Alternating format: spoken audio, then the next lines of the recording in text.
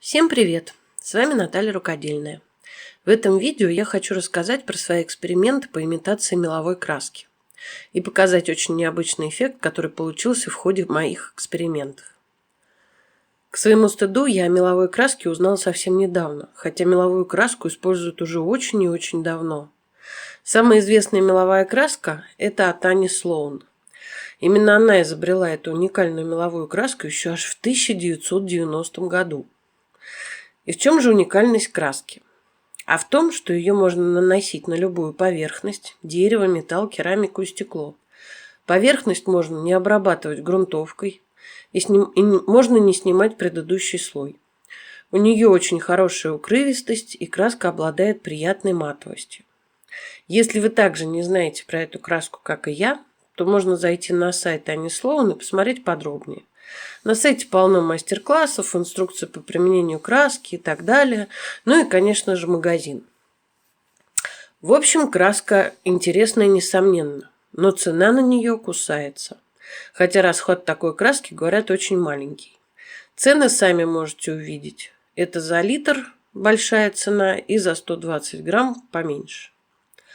В общем, я решила попробовать сделать свою краску. В интернете уже полно разных экспериментов по созданию такой краски, поэтому я не претендую на авторство.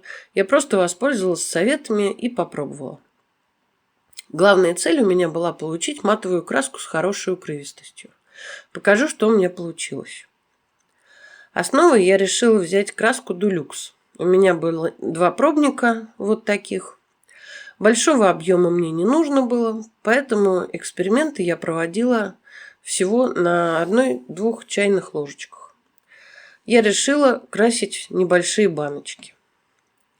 На 1 чайную ложку краски я добавила четверть ложки крахмала и немного клея ПВА Момент Столяр. Все как следует перемешала и кусочком поролоновой губки нанесла такими вот чпокающими движениями. Когда краска высохла, я нанесла 2-й слой, добавив только немного колера. В общем, мне понравилась матовость и то, что краска держит структуру. Банка получилась не гладкая, а с приятной немного шершавой поверхностью. Единственное, что я не сделала, так это не процедила через ситечко, и крахмал образовал небольшие комочки. Но, в принципе, это не очень сильно заметно. Дальше я покажу очень быстро, как я сделала пару банок с этой краской в разных цветах и с декупажем. А после этого покажу 3-ю банку с этим интересным эффектом, который получился от небольшого количества всего одной-то добавки.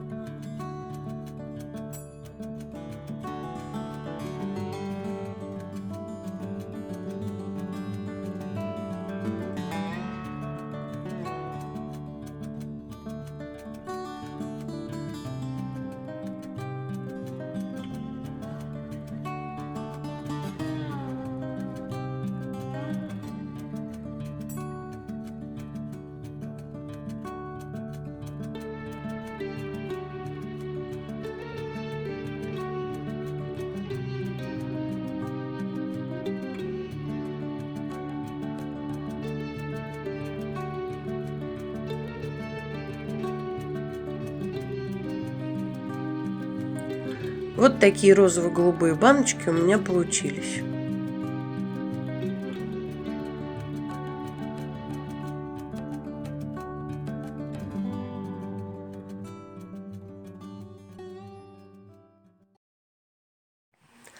А теперь тот самый интересный эффект и как он получился.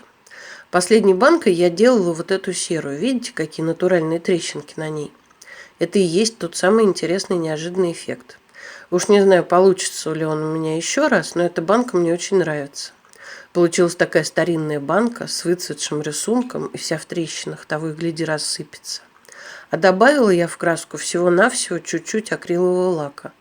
И когда накладывала салфетку, немного намочила водой поверхность. Вот и получила такие трещинки.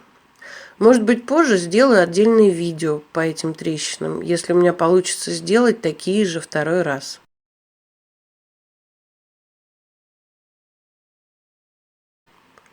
А пока на этом все. Всем спасибо за визит.